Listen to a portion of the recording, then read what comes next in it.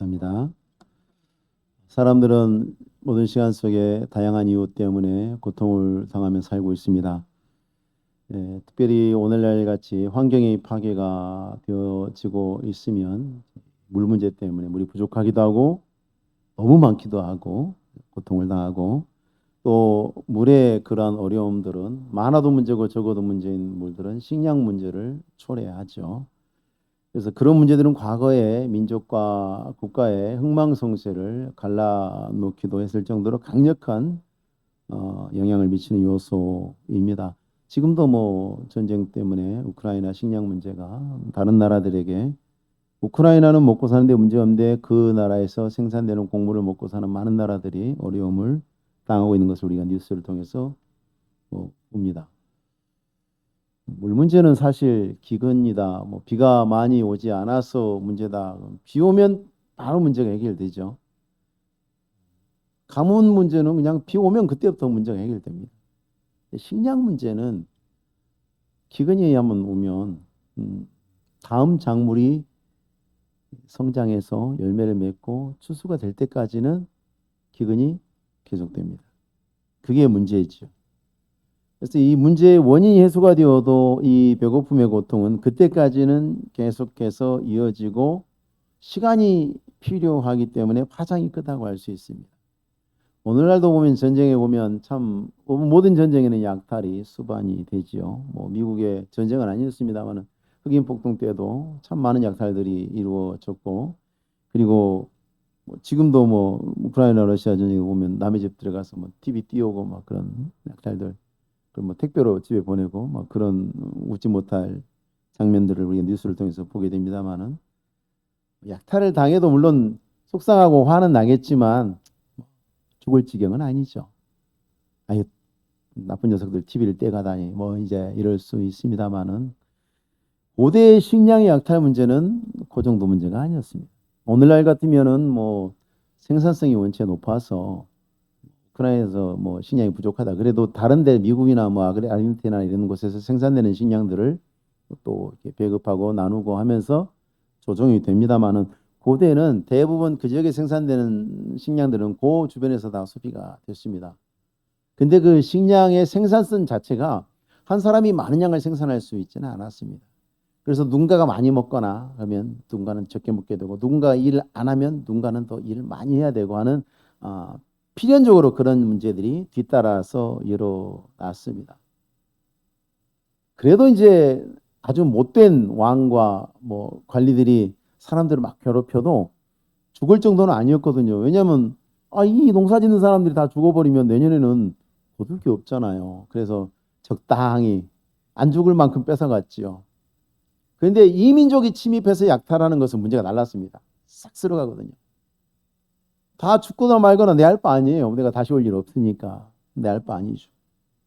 싹 쓸어갔습니다. 그래서 약탈의 결과는 굉장히 비참한 것이었습니다. 보통 한 해 수확된 농산물을 다 뺏겠다 그러면 다음 해에 농사 지을 거예요. 아니면 중간 농사를 지어서 곡물이 나올 때까지는 전부 다 굶주림에 시달려야 됐습니다. 그런데 이 굶주림이라는 것 자체가, 고대 시대의 이 굶주림이라는 것 자체가 고통스러웠던 게 대체품이 없어요. 대체품이. 대체를 할 방법이 없어요. 그래서 잔혹한 일이었습니다. 이건 가족 안에도 공동체 안에도 균열이 생기게 해요. 식량이 다 부족하니까 누군가는 먹고 누군가는 못 먹죠. 옆집은 밥을 먹는데 옆집은 굶어야 될 수 있어요. 그러면 마음이 서로 편할까요? 편하지 않겠죠. 가족 안에도 그렇습니다. 가족 안에도 누군가는 좀 더 먹고 누군가는 굶게 되겠죠. 그럼 마음이 편하지 않습니다. 음식을 먹는 사람은 미안하고 못 먹는 사람은 먹는 사람을 시기하고 미워하고 그렇게 됩니다. 중국 대륙의 역사에도 유목민들이 대륙을 침공했던 이유, 유목민들이 싸움을 잘해서, 싸움에 자신이 있어서 그런 것도 있었습니다만은, 기근이 오면 유목민들에게는 선택의 여지가 없어요. 앉아서 굶어 죽느냐 싸우다 죽느냐 둘 중 하나예요. 그러면 앉아서 굶어 죽는 건 100% 확실해요. 싸우다가 안 죽을 수도 있어요.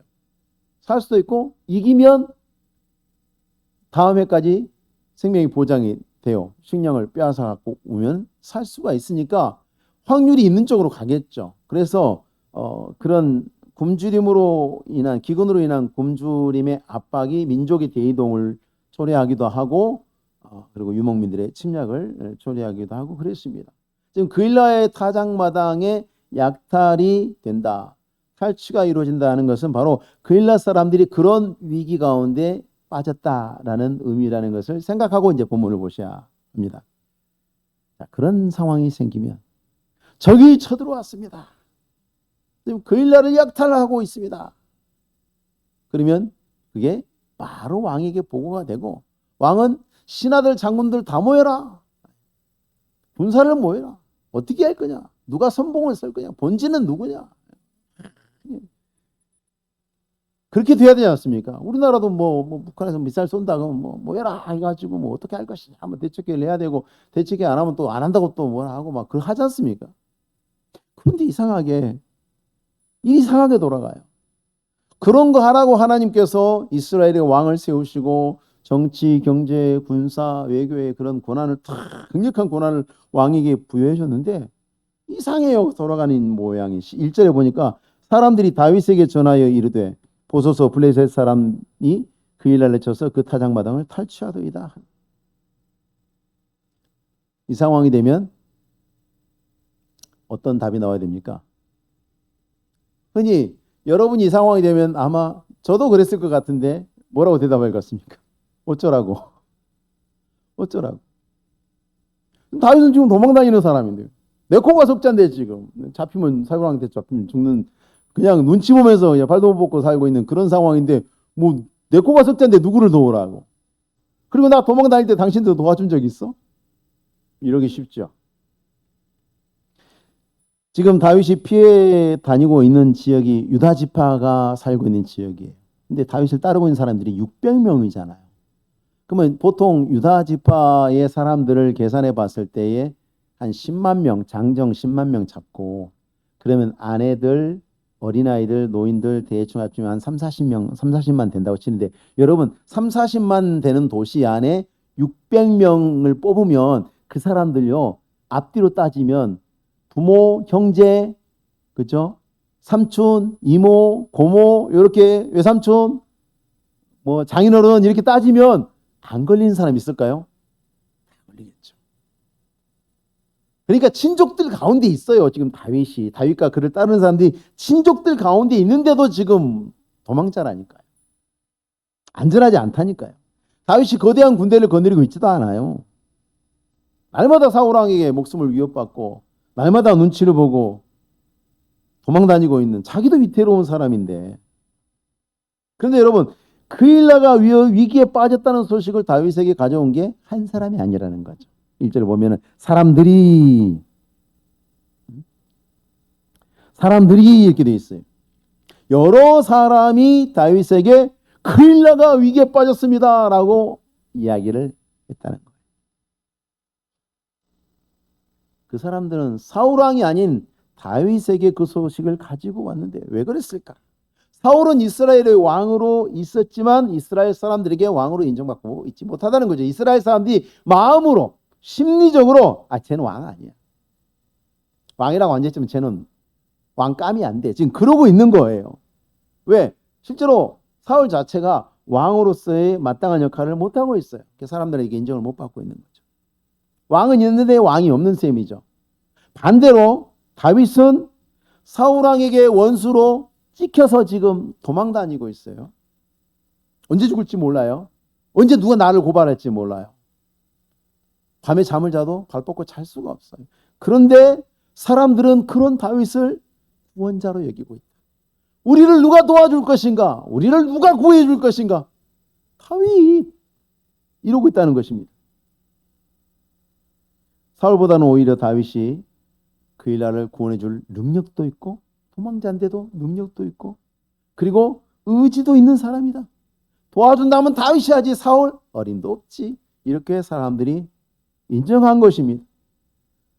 유대인으로 왕으로 예수님께서 오셨을 때에 당시 유대인들의 왕 노릇하던 헤롯 왕은 오히려 유대인의 어린 아이들을 학살함을 통해서 유대인의 원수였다는 것을 증명했죠. 지금 그 상황을 다시 보는 것 같습니다. 다윗이 지금 사람들이 왜 자기에게 그일라 소식을 갖고 왔는지 그 소식을 듣자마자 그 이유를 보여주고 있어요.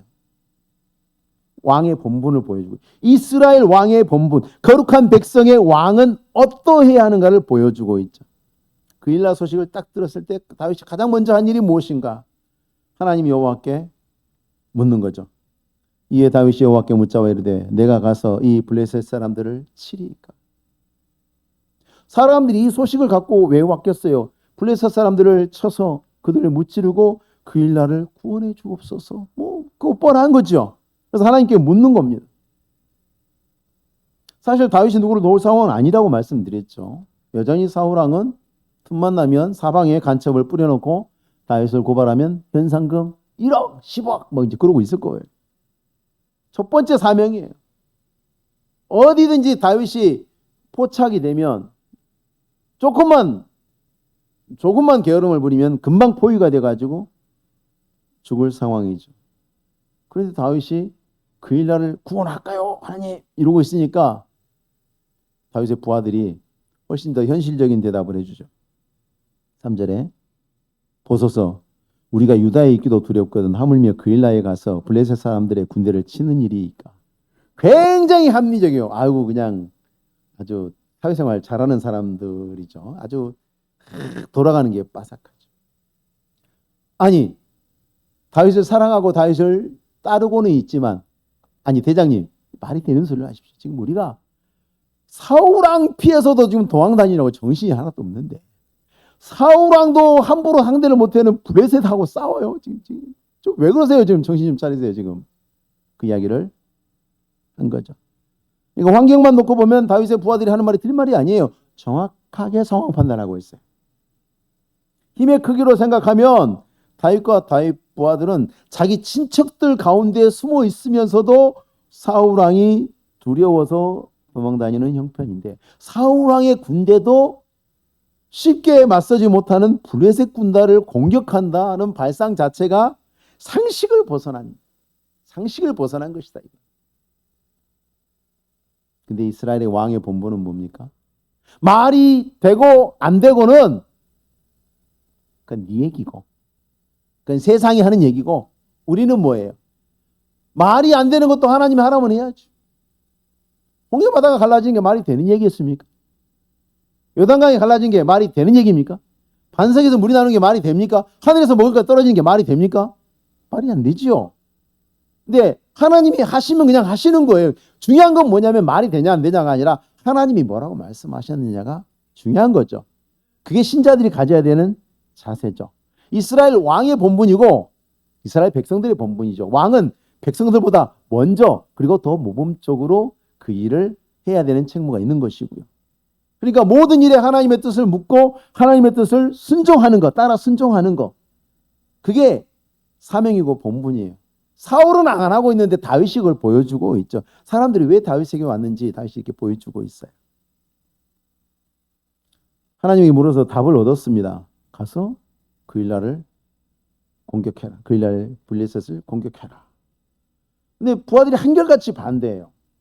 근데 여기서 다윗의 또 멋진 모습이 보통 우리가 신앙의 정통 믿음이 좋다 그러신 분들은 믿음이 없는 사람들이 믿음 없는 소리 하면 어떡합니까? 단칼에 저도 안 그러려고 노력하는데 잘 안 될 때가 있어요. 사람이 좀 그래요. 근데 다윗은 굉장히 훌륭해요. 분명히 하나님에게 직접 들었어요. 다윗은 기도하고 하나님께서 그일라로 가서 블레셋을 쳐라 들었단 말이에요. 다윗이 부하들이 대장님 왜 그러세요? 그 말이 되는 소리를 하세요. 하나님이 그렇게 하라겠어. 따라와. 그만. 더 이상 잔말하지 마. 이렇게 해야 될 텐데 다윗이 어떻게 하냐면 또 가요. 한 번 더 가요. 다시 하나님에게 가서 물어봐요. 하나님 어떻게 할까요? 그러니까 하나님께서 거기에 대답을 하시죠. 변함없는 대답을 하시는데 조금 달라요. 첫 번째는 블레셋 사람을 치고 그일라를 구원하라고 전쟁을 명령하셨고, 두 번째 대답은 다윗의 부하들의 두려움을 하나님이 하셔. 그래서 내가 블레셋 사람들을 네 손에 넘겨주리라. 첫 번째는 전쟁을 명령하셨고, 두 번째는 승리의 확신을 주시죠. 내가 이기게 해줄게. 걱정하지 마. 이렇게 되신 거죠. 하나님도 참 자비하시고 다윗도 참 훌륭한 사람. 부하들이 믿음이 부족하니까 알았어, 가만히 있어, 내가 한번 더 물어볼게 하고 하나님께 여쭤보고, 하나님은 또 그런 줄 아시고 처음에는 그냥 가서 무조건 싸워라 전쟁만 명령하셨는데, 두 번째는 전쟁 하긴 하는데 내가 이기게 해줄게, 걱정하지 말고 가, 이렇게 말씀을 주셨죠. 같은 명령이고 같은 결과가 나타날 거지만 듣는 자들의 그 연약함을 헤아리셔서 두 번째는 용기와 격려를 주고 계시는 것이 답에 추가가 되어 있습니다. 자, 이런 상황 속에서 우리는 유유상종이라는 말을 다시 한번 떠올리게 됩니다. 사자성, 우리가 잘 아는 말씀이죠. 사울 왕과 사울 왕의 부하들은 닮았어요. 다윗 왕과 다윗의 부하들은 닮았어요. 사울 왕 비겁하고 잔혹합니다. 여러분, 용감한 거하고 잔혹한 건 다릅니다. 사울 왕은 비겁하고 잔혹합니다. 힘없는 백성들이나 높당의 제사장들 같은 사람들한테는 칼을 휘두르기를 좋아하죠. 죽여버리고 막 용감한 척. 굉장히 용맹합니다. 힘없는 사람들한테는. 근데 블레셋 군대처럼 자기보다 강한 자들에게는 비굴합니다. 그 일날 전쟁 났는데 와보지도 않아요. 왜? 센 녀석들이 왔거든요. 블레셋 군대 싸움 잘하는 애들이 왔거든요. 거기 칼 들고 갔다가는 손해볼 것 같으니까 안 가. 백성들은 죽을래? 이런 거 하죠. 근데 블레셋 군대한테는 모르는 척하고 가만히 있습니다. 강자에게 약하고 약자에게 강한, 비굴하고 비겁한. 다윗의 부하들은, 다윗은 또 안 그래요. 힘없는 사람들에게는 자비롭습니다. 다윗과 다윗의 부하들이 광야에 있을 때에 양치고 하는 사람들을 잘 대해줬다는 얘기들, 그들을 보호해줬다는 얘기들은 굉장히 많이 나오죠. 근데 강할지라도 악에 대해서는 용감하게 맞서죠. 다윗의 부하들도 지금 사울왕의 군대를 피해서 도망다니는 신세였지만 하나님의 음성을 듣고 응답을 받았을 때 다윗의 부하들도 처음에는 그게 말이 됩니까? 그런데 하나님이 두 번 응답하시니까 사울왕의 군대보다 훨씬 더 강한 블레셋 군대에 맞서 싸우라고 하시니까, 승리하게 하시겠다고 하시니까 기꺼이 따라 나갑니다. 처음에는 그랬지만 두 번째는 군말하지 않고 다윗을 따라 나가는 믿음의 용기를 보여줍니다.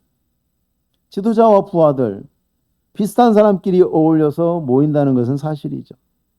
그래서 어느 나라를 가든지 같은 생각을 가진 사람들이 모여서 정당을 만들고 같은 생각들을 발전을 시키죠.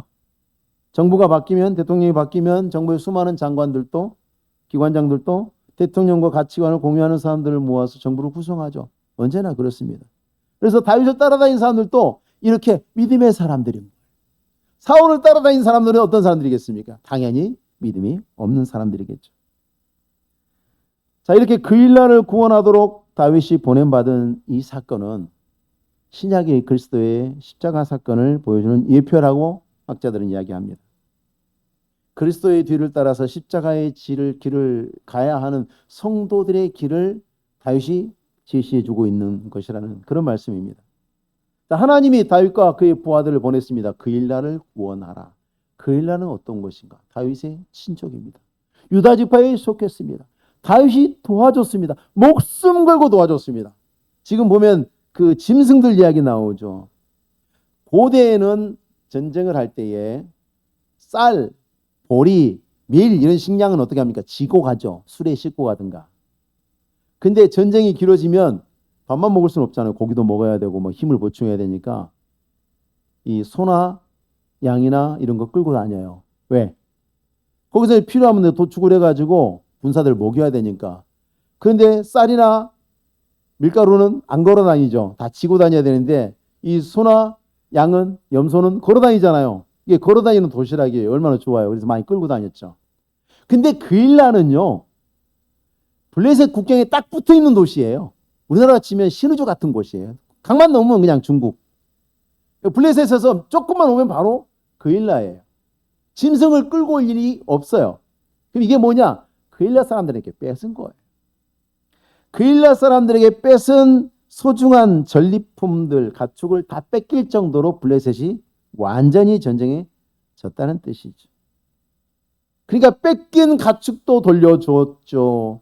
뺏길 뻔한 곡식도 다 돌려줬죠. 정말 말할 수 없는 은혜를 입은 곳이에요. 다윗에게 말할 수 없는 은혜를 입은 곳이에요. 친족이에요. 아는 사람이에요. 근데 그일라 사람들이 사울 왕의 위협 앞에서 두 번 생각 안 하고 다윗을 배신할 사람들이라는 점이 문제입니다. 아직 배신을 실천하진 않았어요. 근데 사울이 아직 위협하고 압박하지 않았기 때문에 그런 것이고, 사울이 위협하고 압박하면 배신할 거다. 이게 하나님의 말씀이죠. 하나님은 알고 계셨어요. 사울이 움직여서 이제 그일라를 포위해서 그일라에 있는 다윗을 포위한다면 그일라 사람들은 어떻게 할 것인가? 쟤들 분명히 배신한다. 하나님 알고 있었어요. 그럼 하나님이 다윗을 그일라에 보내서 그 사람들을 구원한 것을 후회하셨는가? 아니죠. 하나님 그런 줄 알고 보내신 거죠. 12절에 다윗이 이르되 그일라 사람들이 나와 내 사람들을 사울의 손에 넘기겠나이까 하니 여호와께서 이르시되 그들이 너를 넘기리라 하시니라. 아시면서도 하나님은 다윗에게 환난당한 그일라를 구원하라고 보내신 거예요. 그런 줄 아시면서 보내신 거예요. 우리가 아직 죄인 되었을 때 그리스도께서 우리를 위하여 죽으심으로 하나님께서 우리에게 대한 자기의 사랑을 확증하십니다. 내가 너희를 보내니 양을 이리 가운데 보낸 것과 같다. 예수님 아시고 보내시는 거예요. 우리를 세상에 보내면서 가서 복음을 전하라. 천하 만민에게 다니면서 복음을 전하라. 사람들이 너를 환영해 줄 것이다. 웰컴. 어서 오세요. 왜 이제 오셨나요? 우리는 복음을 기다렸습니다. 어서 우리에게 복음을 들려주세요. 우리가 예수 믿고 구원받고 교회 세우고 말씀 잘 듣고 할게요. 그렇지 않아요. 도착하자마자 총 맞고 칼 맞고 죽은 사람, 가다가 국경 넘자마자 비행기 떨어져 죽은 사람, 환난과 핍박이 기다리고 있죠. 아세요, 주님께서 내가 너희를 보내며 양들을 이리 가운데로 보낸 것 같다. 그래도 가라고 하시죠. 배신할 사람들을 구원하기 위해서 목숨 걸고 전쟁에 뛰어드는 게 무슨 이득이 있는가? 이 세상적으로 와서는 아무 이득이 없는 노릇이죠. 절대로 하면 안 되는 잘못된 투자예요. 내가 잘해줬는데 나를 배신할 사람들이라면, 그걸 안다면 사람들은 절대 잘해주지 않고 잘해줘야 된다고 생각하지도 않죠. 그일라가 배신할지라도 다윗은 이스라엘의 기름 부음 받은 영적인 왕으로서 사명을 다하는 것이고 신자로서 사명을 다하는 것입니다. 세상이 교회를 향해서 선한 모습을 보여주지 않는다고. 그일라처럼 배신할지라도 교회는 여전히 하나님의 사랑으로 세상을 긍휼히 여기고 세상 가운데서 환난당한 사람들 향해서 도움과 긍휼의 손을 피해야 하는 것을 본문이 보여줍니다. 그래야 하는 것입니다. 하나님이 그렇게 말씀하셨으니까. 세상이 그런 줄 아니까. 그럴 것이라고 이미 말씀을 하셨기 때문에 우리는 그런 줄 알고 세상이 우리에게 잘해 줄 거라고 기대하지 않을지라도 그들에게 우리는 여전히 좋은 사람으로, 선을 베푸는 사람으로 다가가야 하는 것입니다.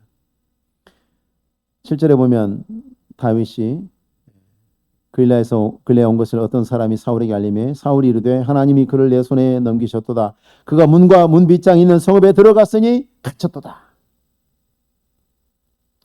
하나님의 사람의 관심사와 세상 죄인의 관심사가 어떻게 다른지 지금 보여주고 있습니다. 다윗은 그일라가 약탈당한 것을 사람들이 알려주죠. 그일라가 약탈당하면 목숨 걸고 돈 생기는 일도 아닌데 환난당한 사람들을 목숨 걸고 도와줄 수 있는 사람 누구다? 다윗이다. 사울에게는 갈 필요 없어. 사울은 절대 그런 거 안 할 사람이야. 사람들이 다 다윗에게 갔습니다. 사울 왕에게 누가 갑니까? 다윗이 어디 있는지 알려줄 사람이 갑니다. 그일라에 블레셋 사람들이 왔습니다. 이건 사울에게 안 가요. 근데 그일라에 다윗이 있더이다는 가요. 그게 뭡니까? 사람들이 안다는 얘기예요.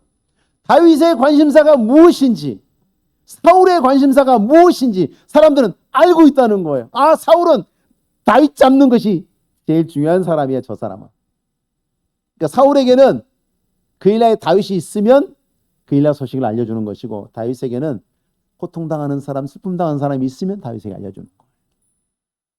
두 사람의 관심사가 무엇인지 이스라엘 백성들은 다 알고 있는 거예요. 사울은 온통 자기에게만 관심이 있는 게으르고 악한 왕이죠. 백성들을 돌보는 관심이 없습니다. 게으르죠. 자기밖에 모릅니다. 악하죠. 사울 왕에게는 많은 군사를 불러 모을 수 있는 왕으로서의 권력이 있어요. 없는 게 아니에요. 근데 블레셋이 그일라에 약탈할 때는 약탈당하는 변방의 그일라를 위해서는 꿈쩍도 하지 않습니다. 그런데 다윗이 있는 그일라를 위해서는 군대를 움직여요. 이게 사울 왕이죠. 여러분이 하나님이 여러분에게 주신 것들을 어떻게 쓰고 있냐 한번 생각해 보세요. 하나님이 여러분에게 주신 시간, 여러분에게 주신 재물들, 여러분이 주신 재능들 어떻게 쓰고 계세요? 다윗 잡으려고. 나는 다윗 같은 거 잡으러 다니지 않는데요. 아니요. 여러분이 하고 싶은 거 하고 다니면 그게 사울이에요. 내가 하고 싶은 거, 내가 좋아하는 거, 나를 위한 걸, 그걸 위해서 군대를 쓰면 그건 사울이에요. 다윗은 부족한 힘이지만 600명밖에 안 되는, 한 주먹도 안 되는 군대를 끌고 다니지만 하나님이 뭘 기뻐하시는가, 하나님의 뜻을 알고 하나님의 뜻에 순종하는 일을 위해서 자기의 온 힘을 다하고 있어요. 이게 신자입니다. 믿음 생활 잘하기 위해서 물질도 쓰고 시간도 쓰고 재능도 쓰고 내 삶을 쓰고, 그게 크든 적든. 다윗은 여호와 하나님의 뜻을 물어서 전쟁의 승리를 확신하고, 사울은 그가 문과 문빗장에 있는 성읍에 들어갔으니 갇혔다, 이런 생각으로 판단을 합니다. 하나님의 뜻을 구하는 사람과 인간적인 꾀를 내는 사람의 결말이 어떠한지 지금 복선으로 우리에게 보여주고 있습니다. 7절 8절 말씀에 사울이 이르되 하나님이 그를 내 손에 넘기셨도다. 그가 문과 문빗장에 있는 성읍에 들어갔으니 갇혔도다. 사울이 모든 백성을 군사로 불러 모으고 그일라로 내려가서 다윗과 그의 사람들을 에워싸려 하더니. 여기 지금 자기밖에 모르는 이기주의자, 악하고 게으른 왕 사울에게 또 이상한 점이 하나 발견됩니다. 하나님이 그를 내게 넘기셨다. 사울이 하나님께 물어봤나요? 안 물어봤죠. 하나님 다윗을 내 손에 붙이시겠나니까 물어봤어요? 안 물어봤죠. 어떻게 알아요? 근데 안 물어봤는데 어떻게 알죠? 무슨 근거로 이런 말을 하죠? 우리가 신자면서도 사울이 하고 있는 잘못을, 똑같은 잘못을 할 때가 있습니다. 사울은 자기가 하는 일이 옳은 일을 하고 있다고 강하게 확신하고 있습니다. 근거가 뭐냐? 하나님이 나를 왕으로 세웠으니까. 나 왕 세운 건 누구야? 하나님. 그러니까 나에게 도전하는, 내 왕권에 도전하는 자들은 전부 다 하나님에게 도전하는 자. 높당의 제사장들, 니들이 다윗을 도와줬어? 너희 반역자야. 나한테 반역한 게 아니야. 너희는 하나님에게 반역한 거야. 너는 하나님에게 도전한 죄인들이야. 양심의 일말의 가책도 없이 다 죽이는 거야. 얼마나 깜짝. 여러분, 확신범이 이렇게 무서운 거야. 얼마나 무서운 확신에 사로잡혀 있습니까? 사울왕은 공의를 행한다는 그런 자신감 속에서 그 많은 학살을 저지르고 있습니다. 하나님 앞에서 죄를 범하는 자들이라는 확신 속에 높당의 무죄한 제사장들을 학살을 자행한 것입니다. 그는 다윗에 대해서도 하나님이 이방인처럼 버렸다고 확신합니다. 7절 말씀에 넘기셨다. 넘기셨다, 이 말은 이방인처럼 여긴다, 그런 의미입니다. 하나님이 다윗을 이방인처럼 취급하셨기 때문에 다윗이 그 일나로 들어가게 됐다는 거예요. 하나님이 실상은 어떻습니까? 하나님이 그 일나를 구원하기 위해서 다윗을 보내서 승리하게 하고 다윗이 그 일나에 들어가게 하신 거죠. 그게 실상이죠. 근데 사울은 자기 중심적으로 생각하는 그 자기 망상 속에서 그렇게 판단합니다.